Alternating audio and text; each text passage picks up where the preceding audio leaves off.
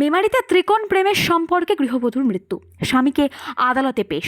5ই জুলাই সকালে পূর্ব বর্ধমান জেলার মেমারির হাসপাতালে এক গৃহবধূর মৃত্যুকে ঘিরে ব্যাপক চাঞ্চল্য ছড়িয়েছিল এলাকায়।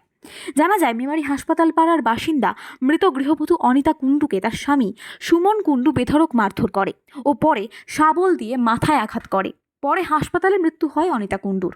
ঘটনার পর থেকে স্বামী সুমন কুণ্ডু পলাতক থাকলেও গত 7ই জুলাই সে নিজে বর্ধমান আদালতে আত্মসমর্পণ করলে তদন্তের স্বার্থে 4 দিন পুলিশ হেফাজতে ছিল। আজ শুক্রবার সকাল 11টা নাগাদ আবার তাকে বর্ধমান আদালতে পাঠানো হয়। পুলিশ সূত্রে জানা যায়, আসামি সুমন কুণ্ডু ঘটনার সত্যতা স্বীকার করেছে। শাবলটি সিজ করা হয়েছে।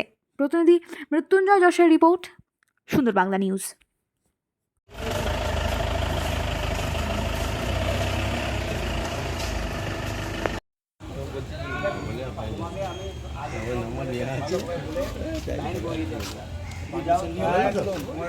দুর্গাপুর পঞ্চায়েত দেবীগুলো পারমিশন দিয়ে দেবে, সেটাই কাজ করবে।